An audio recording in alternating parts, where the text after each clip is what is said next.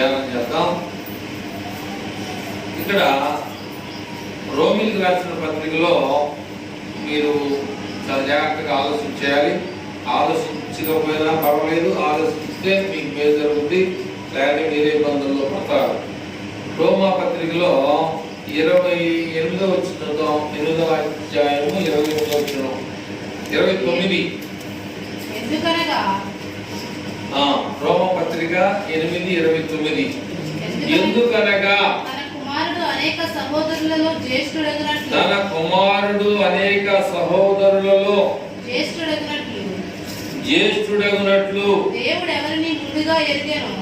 దేవుడు ఎవరిని ముందుగా ఎరిగెనో వారు తన కుమారునితో సారూప్యము గలవారగుటకు వారిని ముందుగా నిర్ణయించెను. మరియు ఎవరిని ముందుగా నిర్ణయించెనో వారిని పిలిచెను. ఎవరిని పిలిచెనో వారిని నీతిమంతులుగా తీర్చెను.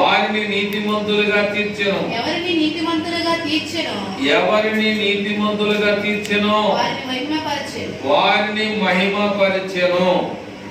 ఇంతవరకు మీకు ఏమర్థమైందో నాకు తెలియట్లా. ఇక్కడ చాలా జాగ్రత్తగా మనం ఆలోచన చేయాల్సినటువంటి వారం అయినా,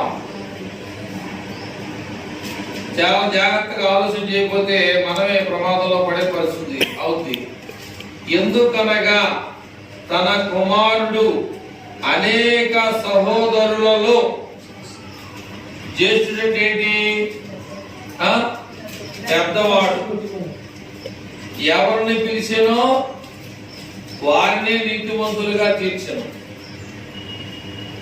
నిన్న అక్కడ ఎందుకు ఈ విషయాన్ని చెప్తున్నాయంటే, ఇక్కడున్న వాళ్ళు మనిషిని పిలిచాడంటే అతను ఉన్నటువంటి టాలెంట్ కానీ అతను ఉన్నటువంటి వ్యక్తిత్వాన్ని బట్టి పిలుస్తాడు. అట్లాగే మనము దేవుని ఎందుకు వచ్చేటప్పుడు ఒక పనికి వెళ్తే ఆలస్యంగా వస్తావా? ఒక స్కూల్కి వెళ్తే ఆలస్యంగా వెళ్తావా?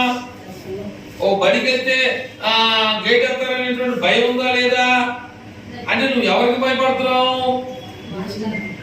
మనుషులకి లేక అధికారులకు భయపడుతున్నావు. ఇక్కడ ఏమన్నాడు అంటే, యేసు ప్రభువారు ఏం చేశాడంటే ఇక్కడ ఒక విషయాన్ని మనం జ్ఞాపకం చేసుకుందాం.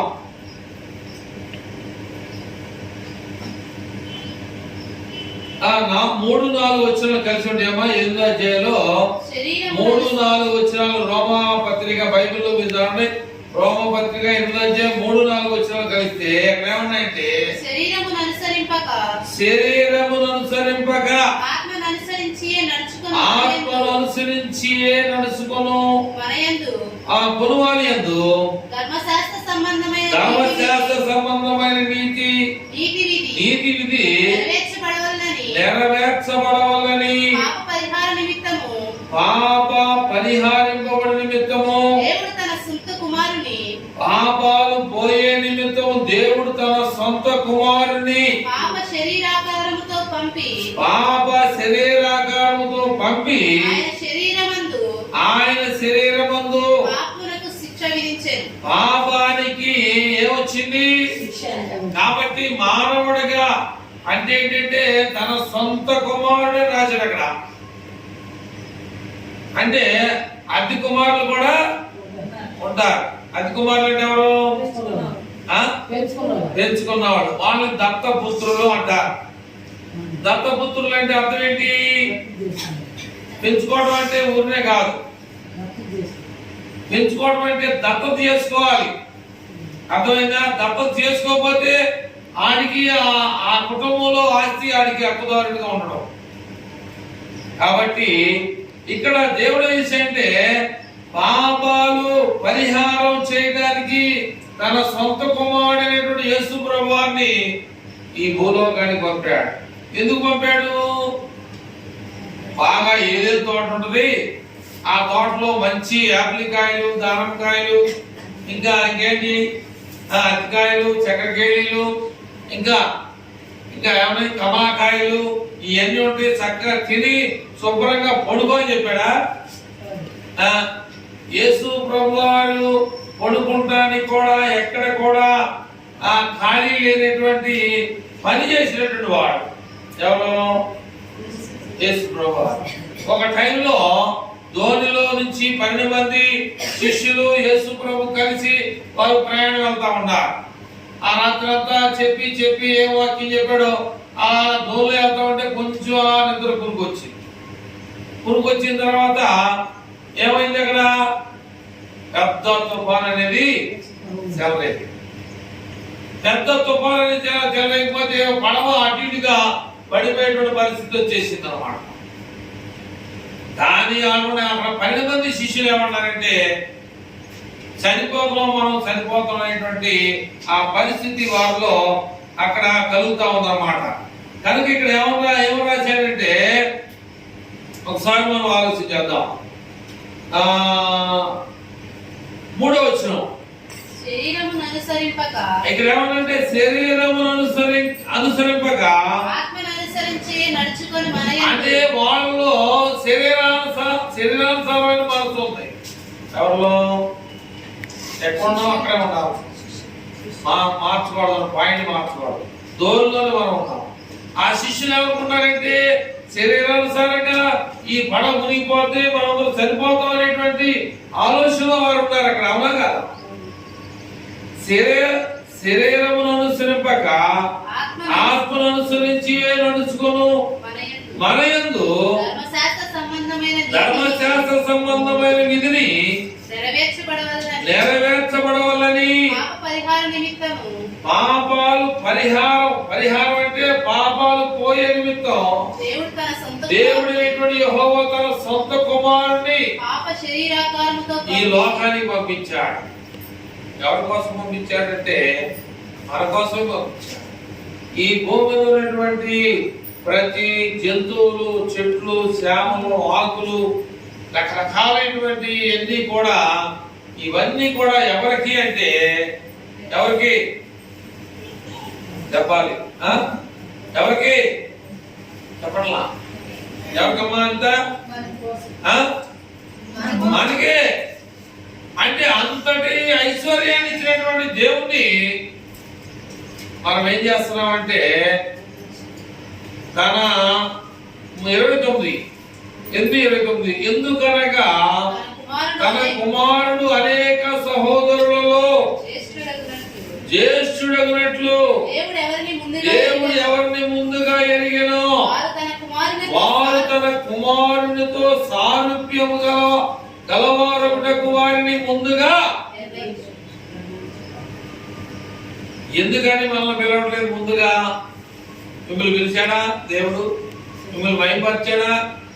ఎందుకని పిలవట్లేదంటే కారణం ఏంటంటే నీలో అశ్రద్ధ ఎక్కువ ఉంది, శ్రద్ధ అనేది తక్కువ. అక్కడ ఏమని రాశాయంటే తారతమ్యం లేకుండా అనేక సహోదరులలో జ్యేష్ఠత్వాన్ని కావాలని కోరుకున్నాడు ఉన్నాడు, పోగొట్టుకునేవాడు కూడా ఉన్నాడు.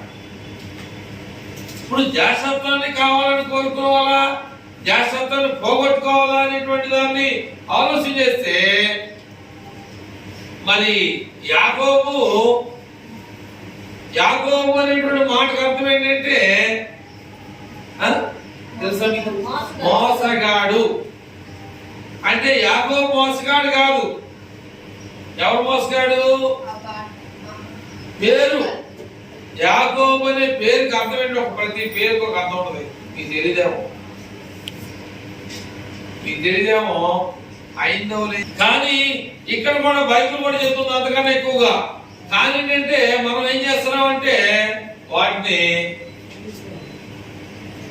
అక్కడ పాడుపడాం.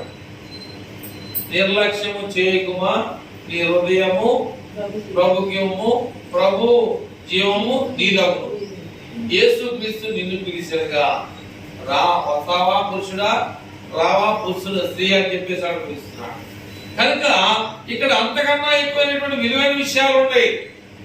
కనుక ఇక్కడ ఏమన్నాయంటే ఎందుకనగా తన కుమారుడు అనేక సహోదరులలో జ్యేష్ఠత్వాన్ని పొందేటట్టుగా దేవుడు ఎవరిని ముందుగా ఎరిగినో వారు తన కుమారునితో సారూప్యము గలవారొకటకు వారిని ముందుగా నిర్ణయించాడు.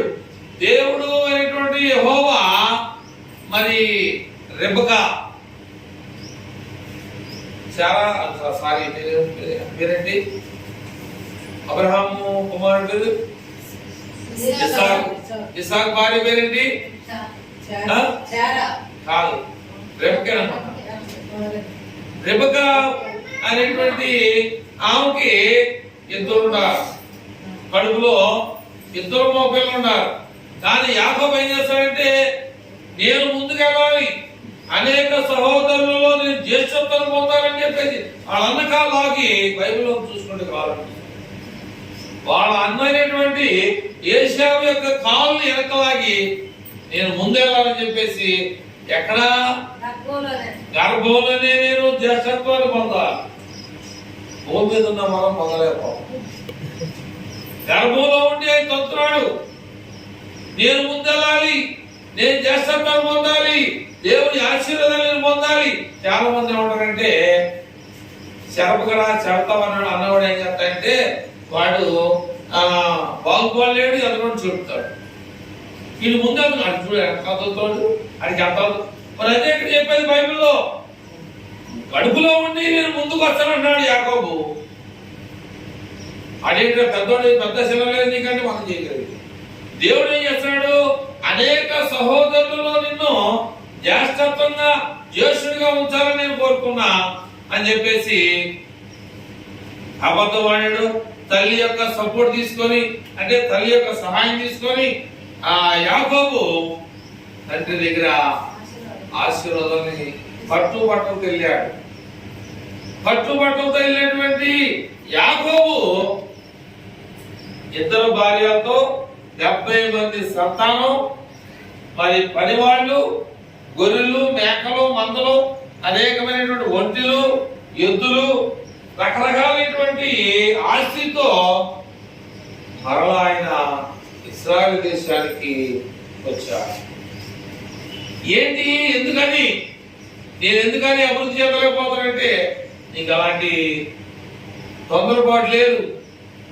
ఆరాధన అంటే ఈ సంఘాల్లో పాటల కాడి నుంచి నువ్వు ఉండాలి, మొదటి ప్రార్థన కాడి నుంచి నువ్వు ఉండాలి. క్రీస్తు సంఘం ఊరుకోడు. అయ్యగారే ఏమన్నా మనకు తెలిసినాడే కదా అంటే దేవుడు మరి అయ్యగారే అనుకుంటూ కాదు, ఎవరికైనా సరే దేవుడి దగ్గర ఏమన్నది తేడా. కనుక మరి మా దగ్గర ఒక పనిచేస్తా ఉంది, మా దగ్గర ఒక పనిచేస్తా ఉంది, మీకు తెలుసా నా పేరు లక్ష్మి. మరి వాళ్ళ తమ్ముడు చనిపోయాడు, వాళ్ళు కూడా ప్రార్థనకి వెళ్తారు, ఆయన కూడా ప్రార్థనకి వెళ్తాడు, బాప్తిసం తీసుకున్నాడు. కానీ అమ్మాయి అబ్బాయి పుట్టాడు, 18-17 సంవత్సరాల వయసులో కుర్రవాడు, ఇంకా పిల్ల చిన్న వయసులో ఉంది. ఆమె చనిపోతే వాళ్ళ తమ్ముడు చాలా బాగా ఏడుస్తూ ఉంది. ఏం చేయగలం మనం అని, ఏం చేయాలంటే మనము టైం ఒక సిస్టమ్ ఒకటి ఉండేది. జిమ్మకాంత్ గారు అని చెప్పేసి ఇక్కడ మన దగ్గర ఛాన్సలర్ వచ్చాడు. ఆయన అతను అమెరికా. ఆయన బండి 6 గంటలకి మన రైల్వే స్టేషన్ లో, విజయవాడ రైల్వే స్టేషన్ లో బండి 6 గంటలకి అయితే ఆయన ఖచ్చితంగా 5 గంటలకే ముందు వచ్చేవాడు. 5 గంటలకు ముందు వస్తే మేము 5:30 వారింటికి మేము వెళ్తే ఆయన అయోధ్యత మా అందరికి కాపీ చెప్పేసి టైం చూసుకొని బండిలో కూర్చునేవాడు. సిగ్నల్ ఇచ్చాడంటే ఇంకా అది ఆగటం అనేది జరగదు. రైల్వే మంత్రి గారు చెప్పినా కూడా ఎందుకని ఒక సిస్టమ్ అనేది పెట్టేశారు. ఆ సిస్టమ్ ప్రకారంగా ఆ సిగ్నల్ ఇచ్చేవాడు కానీ డ్రైవర్ కానీ ఆ టైం చూసుకుంటా ఉంటాడు. ఎప్పటికప్పుడే టైం చూసుకొని ఎమ్మటే ఆన్ లో ఉంటా ఉంటాడు. ఎప్పుడు కూడా ఆన్ లో ఉంటా ఉంటాడు. ఖచ్చితంగా ఎప్పుడైతే గ్రీన్ లైట్ పడిందో ఎమ్మటే ఏం చేస్తారు తెలుసా, మొదటిగా రైలు బండి కదిలేటప్పుడు ఏం చేస్తారు తెలుసా మీకు? ఇంకోటి ఇంకా ఇంకోటి ఏది ఆట పడతాం. బండి పట్టాల కింద పనిచేస్తారా, లేదా ఎక్కలేనోడు సరిగ్గా ఉన్నాడా, ఎక్కడానికి దగ్గరగా ఉన్నాడా, వాడి తొందరగా రావాలంటే 6 వేస్తాడు, 1-2 సార్లు వేస్తాడు. బండి స్లోగా నడుస్తున్నమాట. ఖచ్చితమైనటువంటి టయాన్ని అక్కడ ఫాలో అవుతాడు. లేదా ఉద్యోగం పోయి మీకు గవర్నమెంట్ ఉద్యోగం చేస్తాడంటే ఆశమాషాలు కాదు. ఆడు పై అధికారి ఉన్నాడు, ఆడు పై అధికారి ఉన్నాడు, ఆడిగల పై అధికారి ఉంటాడు. ఆ తర్వాత మినిస్టర్ ఉంటాడు అన్నమాట. మినిస్టర్ కూడా ఏం చేస్తాడు, నిద్రపోత తోపం బట్టి యాక్సిడెంట్ అని చెప్పేసి ఒక రకమైనటువంటి పరిస్థితి ఉండదు అన్నమాట. అందుకని దేవుడు మనందరినీ కూడా అనేక సహోదరులలో జ్యేష్ఠుడిగా నిన్ను ఉంచాలని కోరుకుంటే నువ్వేమో బానిసత్వంగా కోరుకుంటా ఉన్నావు. బానిసత్వాన్ని నువ్వు ఆశ కలిగి ఉన్నావు. నువ్వు దేవుని ఎరగా ముందుగా ఎప్పుడైతే నువ్వు ఆరాధన స్టార్ట్ అవుతుందో నువ్వు దేవుని ఎదుగు రాలేకపోతా ఉన్నావు. ఎందుకని 10 మంది కన్యకలు ఆ యొక్క పెండ్లి విందులోనికి వెళ్ళలేకపోయారు? సింధుపట్ల ఎవరా వాళ్ళు కూడా పాపం 10 మందితో కలిసి అందరితో కలిసి బయలుదేరారుగా. వెనక ముందు చూసుకోవద్దా దేవుడు? అదే మనతో పెళ్లికి భోజనానికి వెళ్ళినా ఏంటి చెప్పడం పోయింది అంటే మనిషికి అంత స్వేచ్ఛ ఇచ్చాడు కానీ దేవుడు మాత్రం దేవుడు మనకి ఎవడో. 15 సంవత్సరాల పిల్లడు చచ్చిపోయాడా, వాడి పెళ్లి ఎప్పుడు చేస్తాడు, ఎవడు చేస్తాడు, వాడి కట్టం ఏంటి, కాపులు ఏంటి, ఇంకా ఆయన్ని అవసరం లేదు. ఆయన మనం ఏంటంటే నన్ను పిలవలేదు, పనికి పిలవలేదు, ఎంత ఒక మాట చెప్పొచ్చుగా నేను మనం అనుకుంటాం. కానీ అక్కడ దేవుడు ఏం ఇస్తాడంటే టైమే ఖచ్చితంగా పాటిస్తాం. కనుక ఆ యాకోబు ముందుగా వచ్చాడు. యాకోబు చాలా ప్రాంతపడు. యాకోబు అనేటువంటి పేరు దేవుడు పెట్టాడు అన్నమాట. ఎందుకని అంతటి నియమాన్ని కలిగినటువంటి వాడిగా ఉన్నాడు. పేరుకి మోసగాడే కానీ దేవుడు అంటే చాలా భయపడినటువంటి వ్యక్తి యాకోబు. మనకు భయం ఉందా? మన భయం లేకపోతే మనం దేవుని ఆశీర్వాదాలు ఎలా పొందుతాం? దేవుని యొక్క జ్యేష్ఠత్వాన్ని నువ్వు ఎలా కలిగి ఉంటావు? అలాగా యాకోబు కుమారుడైనటువంటి యోసేపు అనేటువంటి వాడు ఇతర దేశంలో ఐగుప్తు దేశంలో జ్యేష్ఠత్వాన్ని పొందాడు. మీకు తెలుసా? యాకోబు కొడుకేనా? ఇసాకు యాకోబు. ఇసాక్కి 2 కొడుకులు ఉన్నాం, యాకోబు ఏశావు. యాకోబుకి కొడుకులు ఉన్నారు, 12 మంది ఉన్నారు. 12 మందిలో ఒకడు యేషోబు అనేటువంటి. ఆ మిగతా ఏం చేయాలనుకుంటున్నారు? అన్నం తీసుకొని వస్తున్నాడు, గొర్రెలు కాస్తున్నాడు కదా, అన్నయ్యకి అన్నం తీసుకొద్దాం అని చెప్పేసి ఆఖరిగా పుట్టాడు అన్నమాట. అయితే ఏంటంటే ఆఖరిగా పుట్టిన తర్వాత దేవుడు ఆయన ఎక్కువ చూస్తున్నాడు. ఎవరు? తండ్రి ద్వారా మంచి అంగీ కుట్టించాడు, మంచి విలువైనటువంటి అంగీ కుట్టించాడు. దాన్ని ఏం చేసేది? తనలో ఒక గొర్రెని చంపేసి ఆ రక్తంతో దానికి పోసి ఆ యోసేపు అనేవాడు ఎక్కడ ఉన్నాడు మాకు తెలియదు, కానీ ఈ అంగీ మాత్రమే మాకు కనపడి తీసుకొచ్చిన ఇక్కడ కుట్టించినోడు తెలియదా ఇది నేను కుట్టించానని. వీళ్ళు ఏం చేశారు? ఐగుప్తు దేశానికి అమ్మేశారు. కానీ బైబిల్ గ్రంథంలో మనం నేర్చుకుంటే కొన్ని విషయాలు 35 వచ్చిన ముందుకెళ్దామా. 8:35 రోమీయులకు రాసిన పత్రిక 8:35 నుంచి ముందుకెళ్దాం. క్రీస్తు ప్రేమ నుండి మనలను ఎడబాయకు వాడెవడు? క్రీస్తు ప్రేమ నుండి మనలను ఎడబాపు వాడెవడు? శ్రమైనను బాధైనను హింసైనను కరువైనను వస్త్రహీనతైనను ఉపద్రవమైనను ఖడ్గమైనను మనలను ఎడబాపునా. అదైనా ఎవరు వీటికి ఇష్టపడేవారు ఉన్నారు? పాటలో ఒక ఆయన రాశాడు, మహానుభావుడు ఎవరు కానీ. ఆ పాట పుత్రుల పనిము బాగా మంచిగా మంచి సాయి పెట్టి అంటే చక్కగా రాగంతో పాడిద్దన్నమాట. ప్రేమ యేసుని ప్రేమ అది పాడండి.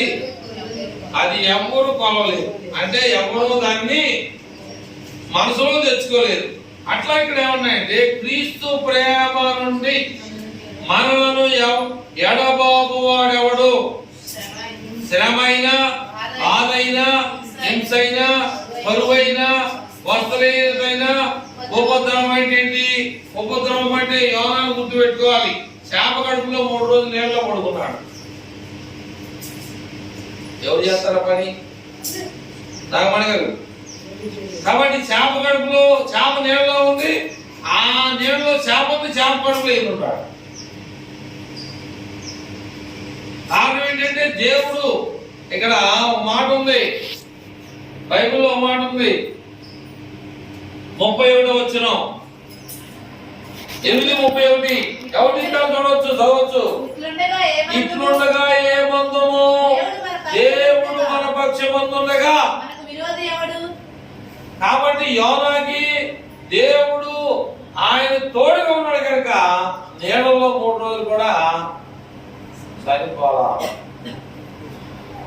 నీకు దేవుని ఆశీర్వాదం కావాలంటే, నీకు దేవుని యొక్క దీవులు నీకు రావాలి అంటే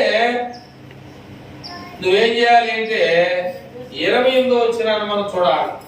దేవుని ప్రేమించు వారికి అనగా ఆయన సంకల్పము చొప్పున పిలువబడిన వారికి మేలు కలుగుటకై సమస్తమును సమకూడి జరుగుతున్నవని ఎరుగుతుము. కాబట్టి యాకోబు దేవుని ప్రేమించాడు. నేనెందుకు ప్రేమించకూడదు? నేను యాకోబు లాంటి స్వభావం నాకు ఎందుకు ఉండకూడదు? యాకోబు లాంటి వాడిగా నా జీవితాన్ని ఎందుకు మార్చుకోకూడదు అనేటువంటి ఆలోచన మనలో లేనంత కాలం కూడా ఈ లోకంలో ప్రతిదీ కూడా మనము ఏం చేస్తామంటే, ఇందాక అమ్మగారు అన్నం, జ్యేష్ఠుడగినట్లు దేవుడు ఎవరిని ముందు ఎరిగెనో, ముందు ఎవరైతే విద్య దొక్కుతాడో చెప్పాలి, పరుగు పందెంలో ఎవరైతే విద్య దొక్కుతాడో ఏదో పెడతారా ఎవరు మరి ఆ పని ఎందుకు అవుతుంది? అది పని ఎందుకు అవుతుంది? అవును కదా. కాబట్టి పరుగు పందెంలో పెట్టేది ఏంటంటే కబడ్డీ పందెం కానీ లేకపోతే వాలీబాల్ పందెం కానీ ఒక 10 జట్లు అనుకో, దాంట్లో సెల్సకం చేస్తారు. 5 జట్లు అటు 5 జట్లు ఇటు ఉంటాయి. ఎవరైతే ముందు గెలుస్తున్నాడో మళ్ళీ ఆడికి ఆఖరోడికి మళ్ళీ పెడతాడు. అంతేగాని వాళ్ళకనే ఒక్కసారి గెలిస్తే ప్రైజ్ ఇవ్వడం.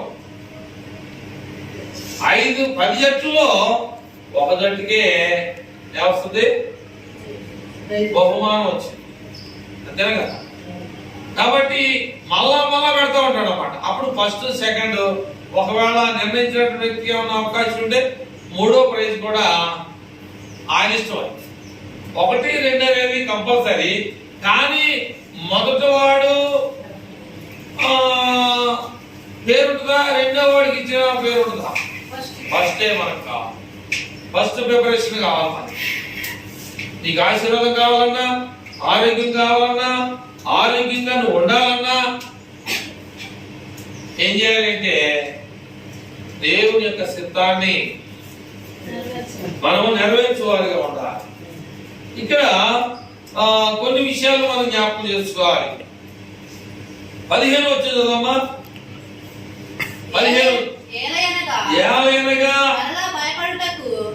మరలా భయపడుటకు ఆత్మను పొందలేదు కానీ అంటే అర్థమైందా? మీరు దాస్యపు అంటే ఏంటి? దాసి అంటే ఒకరి కింద పనిచేసేవాడు. చాలా జాగ్రత్తగా మనం నేర్చుకోవాలి. ఏలయనగా మరలా భయపడుటకు మీరు దాస్యపు ఆత్మను పొందలేదు గాని దత్తపుత్రాత్మను పొందితిరి. ఆ ఆత్మ కలిగిన వారమై మనము అబ్బా తండ్రి అని మొరపెట్టుచున్నాము. మనము దేవుని పిల్లలమని ఆత్మ తానే మన ఆత్మతో కూడా సాక్ష్యమిస్తా ఉన్నాడు. ఎందుకని? మనం దత్తపుత్రులము, దాసీపుత్రులము కావు.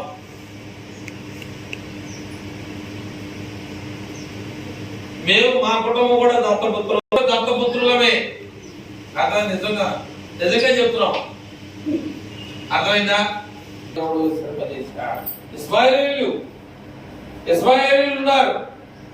కాబట్టి అట్లాగా దేవుని వాక్యాలు వినేటువంటి మనము 15 వచనంలో ఏలైనగా మరలా భయపడకుడు మీరు దాస్యపు ఆత్మ పొందలేదు గాని దత్తపుత్రాత్మను పొందితిరి. అర్థమైందా? ఆ ఆత్మ కలిగిన వారమే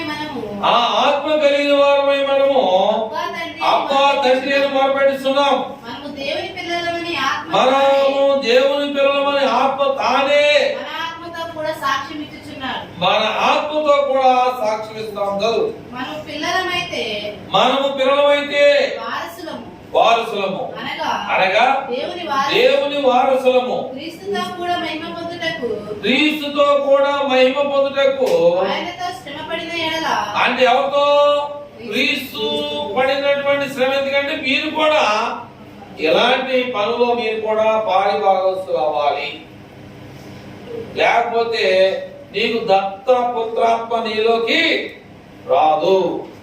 నీకు ఆశీర్వాదాలు కావాలంటే, నువ్వు జ్యేష్ఠత్వాన్ని కలిగి ఉండాలంటే, అనేక సహోదరులు నిన్ను పిలవాలంటే నువ్వేం చేయాలంటే దేవుని ఆత్మానుసారంగా మనం నడవబడే వారిగా మనం ఉండాలి.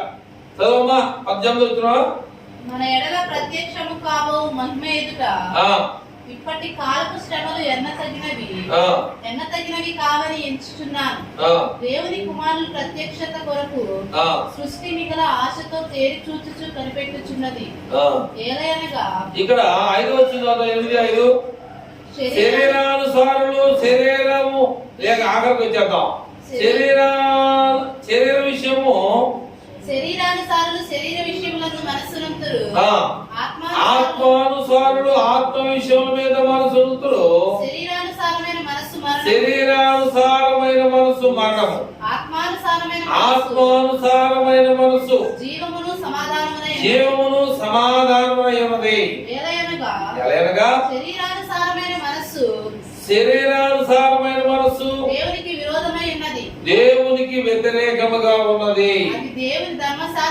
అది దేవుని ధర్మశాస్త్రములకు లోబడదు. కరాఖండిగా ఎంత మాత్రము ఏ మాత్రము లోబడనేరదు. చదువు. కాగా శరీర స్వభావము గలవారు దేవుని సంతోషపరచనేరరు. దేవుని ఆత్మ మీలో నివసించుచున్న యెడల మీరు ఆత్మ స్వభావము గలవారే గాని శరీర స్వభావము గలవారు కాదు. ఎవడైనను క్రీస్తు ఆత్మ లేని వాడైతే వాడు ఆయన వాడు కాడు. క్రీస్తు మీలో ఉన్న యెడల క్రీస్తు ఒకవేళ మీలో ఉన్నట్లయితే మీ శరీరము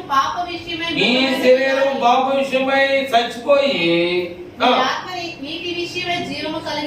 మీ ఆత్మ నీతి విషయమై జీవము కలిగి ఉన్నది. మృతులలో నుండి యేసు లేపిన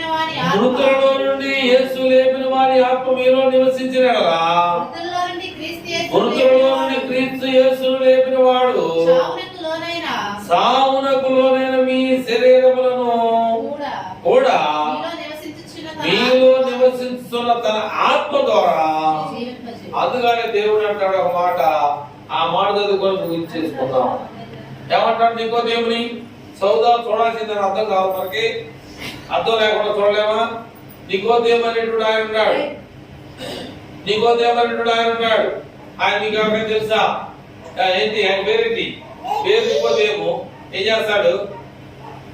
యూదా మతానికి అధికారి, యూదునికి అధికారి. యోహాను సువార్త 3వ అధ్యాయం ఉంటాడు. ఆయన మీకు తెలిస్తే చెప్పొచ్చు, చదువుదాం. యోహాను సువార్త 3వ అధ్యాయం మనం చదివితే నికోదేము అనేటువంటి ఒక ఆయన ఉంటాడు. ఇంకేంటంటే ఆయన కూడా అధికారిగా పెట్టారు అక్కడటువంటి యూదా మతం వాడు. యూదుల అధికారి అయిన నికోదేముని ఒక పరిసయ్యుడుండెను. అతడు రాత్రియందు ఆయన యొద్దకు వచ్చి, అంటే నికోదేము అనేటువంటి వాడు యేసు ప్రభువు దగ్గరికి రాత్రి వచ్చాడు. బోధకుడా, ఆయన ఏమన్నాడంటే, బోధకుడా, దేవుని యొద్ద నుండి వచ్చిన బోధకుడు అని మేము నువ్వు ఎరుగుదుము. దేవుడి దగ్గర నుంచి వచ్చినటువంటి బోధకుడు అని నాకు తెలుసు. దేవుడు అతనికి తోడై ఉంటేనే గాని ఆ దేవుడు అనేవాడు నీకు తోడై ఉంటేనే గాని నీవు చేయించిన సూచన నువ్వు ఇక్కడ చాలా మందిని చనిపోయిన వారిని బాగు చేస్తున్నావు, కుష్ఠరోగులను ఇంకా అనేక మంది గుడ్డివారిని బాగు చేస్తున్నావు కనుక నీ అంతా నువ్వేం చేయలేదు అన్నాడు ఆయన. ఎవడును చేయలేడని ఆయనతో చెప్పారు. ఆ. అందుకు యేసు అతనితో చూడు, ఆయన ఏంటంటే నేనే యోధా మతానికి అధికారిని, నేనే పెద్దవాడిని, నాకే బాగా తెలుసు, నేను బాగా పరిపాలించగలిగిన వాడిని అని చెప్పేసి ఆయన ఏమన్నాడంటే దేవుడు నీకు చెబితేనే నువ్వు చేయగలవు కానీ లేకపోతే నీకేమి తెలియదని ఆయన ఏం చేయాలంటే లోక సంబంధంగా మాట్లాడాడు. అది యేసు ప్రభువు ఆత్మ సంబంధంగా ఏం మాట్లాడుతున్నాడంటే ఒకడు కొత్తగా జన్మించితేనే కానీ అక్కడ యేసు ప్రభువు నికోదేముతో ఏమన్నాడంటే ఒకడు కొత్తగా జన్మించితేనే గాని అతడు దేవుని రాజ్యం చూడలేడని. నువ్వు కొత్తగా జన్మించాలంటేనే నీ దేవుని రాజ్యంలో అధికారం ఉంది. నీతో నిశ్చయముగా చెప్పుచున్నాను. నీకు ఆ విషయాలు చెప్తున్నాను. అందుకు నీకోదేమో ముసలివాడని మనుషుడు ఎలాగూ జన్మింపగలడు? కాబట్టి కొత్తగా జన్మించాలంటే నేను చాలా ముసలోడిని, రెండవ నాకు చాలా 60 ఏళ్ళు 70 ఏళ్ళు ఉంటే నేను చెప్తా ఆయన అనుకోవచ్చు. కానీ నేను మళ్ళా చిన్న పొట్టోడుగా 1 కేజీ 2 కేజీల బరువు కలిగినటువంటి మళ్ళీ నా తల్లి గర్భంలోకి నేను ఎలా వెళ్తా అని ఆయన అనుకున్నాడు. కానీ యేసు ప్రభువారేమో ఆత్మ సంబంధంగా మాట్లాడుతున్నాడు, ఈయన ఏం చేస్తున్నాడు శరీర సంబంధంగా మళ్ళీ నేను అలా చచ్చిపోతాను, మళ్ళీ ఎక్కడ కొడతాను. కొంతమంది ఏమంటారంటే ఎవరైనా మేలు చేస్తే అమ్మా చచ్చిపోతే మళ్ళీ 2వ జన్మలో నీతో నీ గర్భంలోనే అంటాడు నీ కడుపును పడతా అంటారు. అట్లాగా ఆ నికోదేము అనుకున్నాడు. చదువు. రెండవ మారు తల్లి గర్భమందు ప్రవేశించి జన్మింపగలడా ఆయనను అడగగా యేసు ఇట్లా నేను ఒకడు నీటి మూలముగాను ఆత్మ మూలముగాను జన్మిస్తేనే గాని దేవుని రాజ్యంలో ప్రవేశించలేడు, దేవుని యొక్క రాజ్యములో ప్రవేశింపలేడని నీతో నిశ్చయముగా చెబుతున్నాను. కనుక ప్రియమైన వాళ్ళారా, ఒక నీటి మూలముగా ఆత్మ మూలముగా జన్మించడం అంటే ఏంటి చెప్పాలి. బాప్తిసం పొందిన వారు మీకు చాలా సార్లు చెప్తా ఉన్నా, ఎందుకంటే మర్చిపోకూడదు ఈ విషయాల్ని, జాగ్రత్త గుర్తుపెట్టుకోవాలి. కాబట్టి ఏంటంటే ఒకవేళ ఇంతకుముందు చెప్పాడు మీరు అనుకుంటే మీ నోటితో చెప్పండి, ఇది మానేస్తాను. తెలిసింటే పర్లా, చూసి నమ్మిన వాడికన్నా అట్లా మీకు తెలిసింటే దాన్ని విడిచిపెట్టి ముందుకు వెళ్తాను. అట్లాగా బాప్తిసం పొందిన వెంటనే మనం పరలోకానికి వెళ్దాం. బాప్తిసం పొందిన వెంటనే పరలోకానికి వెళ్దాం. ఎప్పుడు వెళ్తాం? ఒకడు ఎంబీబీఎస్ డాక్టర్ అవుతున్నాడంటే ఆడికి సీట్ వచ్చింది అని తెలిసింది, సీట్ వచ్చిందని తెలిస్తే ఈ ప్యాస్ అయినట్టేనా? అమ్మా సీట్ వచ్చిందని తెలిస్తే ప్యాస్ అయినట్టేనా? చదువుకున్న పిల్లలు ఏం చేస్తున్నారు? సీట్ వచ్చిందని తెలిస్తే ప్యాస్ అయినట్టేనా? మరి ఎన్ని సంవత్సరాలు చదవాలి? 5.5 సంవత్సరాలు అని చెప్పేసి నేను ఒక సేవకుడు చెప్తా ఉన్నాడు, నాకు అంతగా పూర్తిగా తెలియదు. 5 సంవత్సరాలు నాకు చదవే కాకుండా ఇందాక మనం చదివాం, దేవుడు ఎవరిని ముందుగా పిలిచాడో వాడిని నీతి ముందు.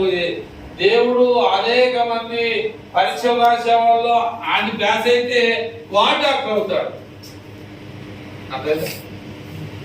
అనేక మందిలో పరీక్ష రాసి ప్యాస్ అయిన తర్వాత ఏమవుతాడు? డాక్టర్ అవుతాడు. డాక్టర్ అవ్వాలని మళ్ళీ ఏం చేయాలి? పూర్తిగా డాక్టర్ అవ్వాలని ఏం చేయాలంటే చదువుకొని డాక్టర్ అయ్యాడు, ఇప్పుడు ఏం చేయాలంటే చేతులతో చేస్తూ డాక్టర్ అవ్వాలి. ఇంజెక్షన్ ఎలా చేయాలి, ఆపరేషన్ ఎలా చేయాలి, జనానికి ఏ బిల్ రాయాలి, కడుపు లేకపోతే ఏ బిల్ రాయాలి అనేది సీనియర్ డాక్టర్ దగ్గర ఈయన కొన్ని సంవత్సరాలు నలంగా కొట్టబడితే అప్పుడు డాక్టర్ అనేవాడు ఏం చేస్తాడు తెలుసా? ఏం చేస్తాడు? ఏం చేస్తాడు? పూర్తిగా డాక్టర్ అవ్వాలంటే వాడి చేతిలో ఒకడో ఇద్దరు చనిపోతే అంటే అనుభవం రావాలి. అనుభవం లేకుండా అవలేము. నీకు ఒక డాక్టర్ దగ్గరికి తగ్గిపోతే గురువులే, నువ్వేం చేసావు? ఆ ఏడు ఇంకో డాక్టర్ దగ్గరికి వెళ్ళావు కానీ నీకు తగ్గల. ఎందుకని? నీ గురి బలం దగ్గరికి వెళ్తే తగ్గుదని ఉంది కానీ నువ్వు అక్కడ ఆయన లేడు. ఏ పరిస్థితుల్లోనూ ఆయన ఆ రోజు కట్టేశాడు. మళ్ళీ ఏమైతే పక్కన డాక్టర్గా చూపించుకెళ్దాం, ఆయన రోజు శివుడు ఎట్లా చూస్తాడు, ఈయన చూస్తాడు చూద్దాం అని చెప్పేసి నువ్వేం చేసావంటే ఆ రెండో గదిలోనో పక్క గదిలోనో దగ్గరికి వెళ్ళావు. కానీ నీ మనసు సహకరించాల, ఆయన ఇచ్చిన పిల్లలు నీకు పనిచేయాల. కారణం ఏంటంటే మళ్ళా ఆయన దగ్గరికి. అలాగే నీ గురి ఇక్కడ అదే బైబిల్, నీ గురి ఎందుకు వెళ్ళాలి? ఏదైతే దేవుడు మనం గురి పెట్టాడో ఆ గురి ఎందుకు మనం వెళ్ళాలి. ఏదైతే 5 సంవత్సరాలు డాక్టర్ అవ్వాలని ముందు 5 సంవత్సరాలు పాస్ అయ్యాడు, పాస్ అయిన వెంటనే కుదరదు. అర్థమైందా? పాస్ అయిన వెంటనే ఆ డాక్టర్ అవడు. వెనకాల అలపడి కనపడుతున్నా. ఇట్లాగా నేను కూడా ఏం చేశానంటే ఈ కరెంట్ పని చేయడానికి నేను కూడా ఒక బైబిల్ కాలేజీలోకి వెళ్ళా, కరెంటు పని నేర్చుకునే కాలేజీలో కూడా వెళ్ళా. నాకు తెలియక పిచ్చి పిచ్చికి ఏదో ఖాళీగా ఉన్నప్పుడు ఏదో చేస్తా ఉంటాం అన్నమాట. వెళ్తే 2 నెలలే దాని కోర్సు. ఆయన ఏం చేయాలి? బోర్డు మీద రాస్తున్నాడు, చేతితో నేర్పేది కాదు. బోర్డు మీద కరెంట్ దమ్మ వేసాడు. ఆ కరెంట్ దమ్మ కాడ నుంచి ఇంట్లోకి వస్తుంది, ఇంట్లో బోర్డులోకి వస్తుంది, మెయిన్ స్విచ్ అని చెప్పేసి అలాగే నోట్స్ మీద రాసుకున్నాం. కానీ చేతులతో చేయలా. కానీ చేతులతో ఒక అబ్బాయి దగ్గరికి వెళ్తే 1 సంవత్సరం నేర్చుకుంటే కరెంట్ పని పూర్తిగా వచ్చేసింది. అంటే చదువులో నేర్చుకోగలిగే కొంత అవగాహన. ఒక అబ్బాయి దగ్గర అంతకుముందు నేర్చుకున్నా, వీళ్ళు చెప్పేది నాకు ఆటోమేటిక్ గా ఆ అబ్బాయి చెప్పిన ఈయన చెప్పి నా మైండ్ లోకి వచ్చారు. అలాగే ఒక ఆయన దగ్గర సంవత్సరంగా వెళ్తే పూర్తిగా కరెంటు పని పూర్తిగా వచ్చేసింది. కానీ అక్కడ నేను కరెంటు పనులు పాస్ అయినట్టుగా నాకు కాగితం ఇప్పుడు కూడా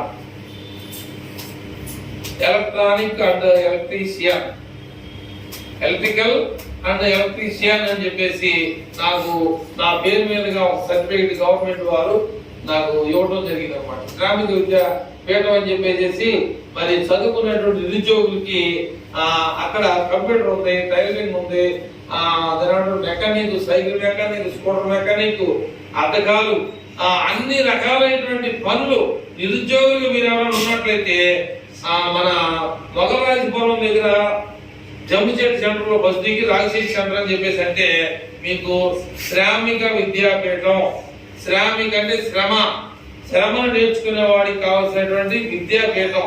విద్య అంటే చదువు. ఆ చదువులో ఉన్నటువంటి దాన్ని మీరు నేర్పుతారు. తర్వాత మనం ముందుకు వెళ్ళవచ్చు. కంప్యూటర్ కావాలని నేర్పుతారు, మిషన్ కావాలని నేర్పుతారు, ఇంకా ఏ రకమైనటువంటి విద్యలు అక్కడ దానిలో పోయి ఎక్కడి నుంచి సైకిల్ తొక్కుని పోయాను. గోవాపురం సైకిల్ తొక్కుని వెళ్తే లాభకుండా సనగయ్యాను. ఈ ఎలా నువ్వు సనగయ్యాని చెప్పేసి అంటే తోట అని నేను చెప్తున్నాను. కాబట్టి మనము అనేక సహోదరులలో యాకోబు తన జీవితాన్ని తన కొడుకునేటువంటి యోసేపు గురించి చాలా ఏడ్చాడు.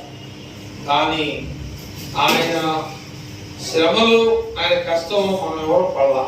చెరసాల్లో పెట్టారు, అనేక రీతిలుగా ఆయన్ని ఒట్టులో పడేశారు, కొట్టి అమ్మేశారు. చెరసాల్లో గడ్డం పెంచుకొని సరైన స్థితులు లేక ఎన్నో ఇబ్బందులు పడి ఒక కలభావం ద్వారా, దేవుని ఆత్మ కలభావం ద్వారా ఆయన మరి అంధకారమైనటువంటి నుంచి దేవుడు ఆయన విడిపించాడు. గొప్ప ఐగుప్తు దేశంలో ఉన్నటువంటి ప్రజలందరికీ, ఇతర దేశంలో ఉన్నటువంటి వారికి రాజు అయ్యాడు. అలాంటి స్థితి మనందరికీ కావాలి. ఆరోగ్యం కావాలి, ఆస్తి కావాలి. ఈ లోకంలో ఒకరికి మనం ఏం చేయాలి? ఈ లోకంలో దేవుడు మనకి కలుగు చేస్తేనే పెడతామని కాదు. మనం కలిగి చేసేదే మనం పెడతాం కాదు. స్టార్టింగ్ లోనే ఒక విధవరాలు ఏం చేసింది?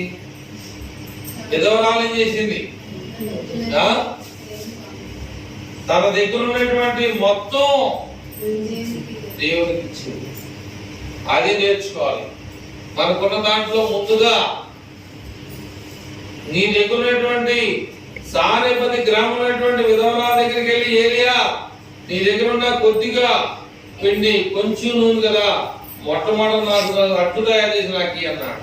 మరి పిల్లోడు ఏమవుతాడు, నేనేమవుతాను, మేమేం తినేయాలని చెప్పేసి అల్లా మొట్టమొదటి దైవసేవకుడు ప్రవక్త ఏలియా ప్రార్థన చేస్తే, ఈ లోకంలో ఉన్న ప్రజలు నా మాట పెట్టలేదయ్యా, నేను ఒక ఆలోచన చేశాను, ఈ భూమి మీద వర్షం కురవకుండా ఉండాలని చెప్పేసి 3 సంవత్సరాల 6 మాసాలు ఈ భూమి మీద వర్షం అనేది లేకుండా చేయమని దేవుడు అడిగాడు. వారు మొత్తం అయిపోయింది. ఎన్ని మన మనసులో పెట్టుకోవడం ద్వారా తిరిగి దేవుడు ఏలియా మాట విన్నవాడు నా మాట ఎందుకు వినడు?